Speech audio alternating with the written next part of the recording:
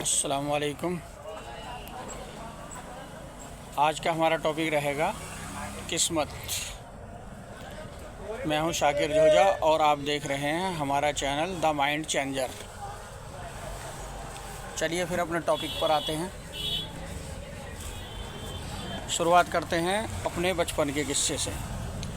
जिस वक्त हम हाई स्कूल में पढ़ते थे तो एक पीरियड हमारा खाली था। बाय प्रिंसिपल क्लास में आ गए। पहले तो सभी बच्चे डर जाते हैं प्रिंसिपल वगैरह क्लास में आ जाते हैं तो, लेकिन वो बहुत अच्छे थे। उन्होंने एक सवाल पूछा जो हमेशा के लिए याद हो गया, लेकिन उसका जवाब हम गलत ही दे पाए थे। सवाल बहुत आसान था। उन्होंने पूछा था आप क्या बनना चाहते हैं। तो सभी बच्चों का लगभग एक ही जवाब था, जो अल्लाह चाहेगा वही बनेंगे। कई लोगों ने कहा कि जो किस्मत में होगा वही बनेंगे। उन्होंने अलग अलग लोगों से भी पूछा, अलग अलग बच्चों से अकेले अकेले भी पूछा, लेकिन सबका जवाब एक ही था, जो अल्लाह चाहेगा वो बनेंगे, या जो किस्मत में होगा वो बनेंगे। मेरा भी यही जवाब था, लेकिन बहुत दिनों बाद समझ आया कि जवाब गलत था। ये वीडियो हाई स्कूल और इंटर वालों के लिए स्पेशल है। हाई स्कूल और इंटर वाले गौर से सुने।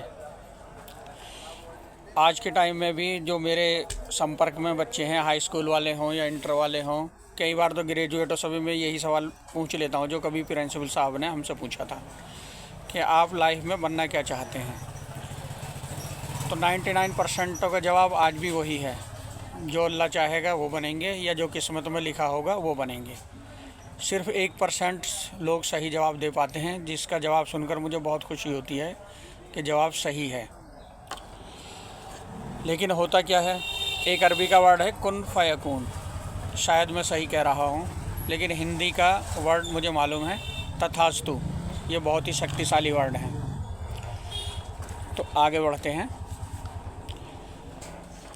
यूनिवर्स आपको वही देता है जो आप प्लानिंग करते हैं, भले ही देर से क्यों ना दे। दुनिया में सबसे मुश्किल काम सोचना, प्लानिंग करना या कल्पना करना यही है। मेहनत तो गधा भी करता है। मेहनत करने वालों को आप देखोगे मज़दूर बन जाएंगे, और बल्कि इसको बुरा नहीं मानना, सभी भाई देख रहे हैं ईंट गारा करेंगे, तो समझिए वो गधे वाला ही काम है। काम करने में कोई बुराई नहीं है, मैं ये नहीं कह रहा। मैं तो सिर्फ इतना कहना चाह रहा हूँ कि जो किस्मत वर्ड का जो गलत इस्तेमाल हो रहा है ना, मुझे बहुत दुख होता है उस बात को देखकर। कई अपने लोग होते हैं, अपने संपर्क के लोग होते हैं, उनको मैं देखता हूँ पिंचर लगा रहे होते हैं, प्याज बेच रहे होते हैं। इतनी खस्ता हालत में मेरे अपने लोग हैं कि बहुत दुख होता है, क्योंकि वो समझ ही नहीं पाए कि किस्मत का मतलब क्या है। चलो आइए समझने की थोड़ी कोशिश करते हैं। कई लोगों को कहते सुनता हूँ कि मेरी किस्मत में पहले ही लिख दिया गया है, जो किस्मत में लिखा है उसको मिटाया नहीं जा सकता।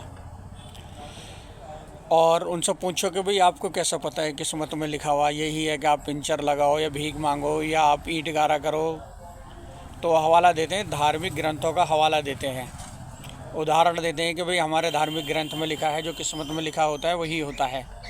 लेकिन मैं इससे बिल्कुल भी सहमत नहीं हूँ, क्योंकि इसकी डेफिनेशन बिल्कुल गलत देते हैं।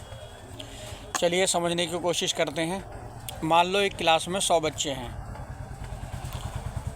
टीचर, उनको जो क्लास टीचर है उनको पढ़ा रहा है, पढ़ता है, बच्चे सभी पढ़ते हैं। लेकिन जब एग्ज़ाम आते हैं तो क्लास टीचर उन बच्चों में से 20 बच्चों को पहले ही बता देता है कि आप फेल हो जाएंगे। बल्कि इतना ही नहीं, वो उनको बाय नेम बताता है कि भाई आप सब फेल हो जाओगे। और उससे आगे एक अजीब बात होती है कि वो सचमुच 20 के 20 बच्चे फेल हो जाते हैं। टीचर ने पहले ही लिख कर रखा हुआ था कि आप फेल हो जाओगे। अब सवाल पैदा होता है, क्या यूनिवर्स ने उनकी किस्मत लिख दी थी कि आप 80 बच्चे पास होंगे और 20 बच्चे फेल होंगे, और 20 बच्चों में भी बाय नेम कि ये बच्चे फेल होंगे? उनकी किस्मत यूनिवर्स ने लिखी थी या टीचर ने उनकी किस्मत लिखी थी?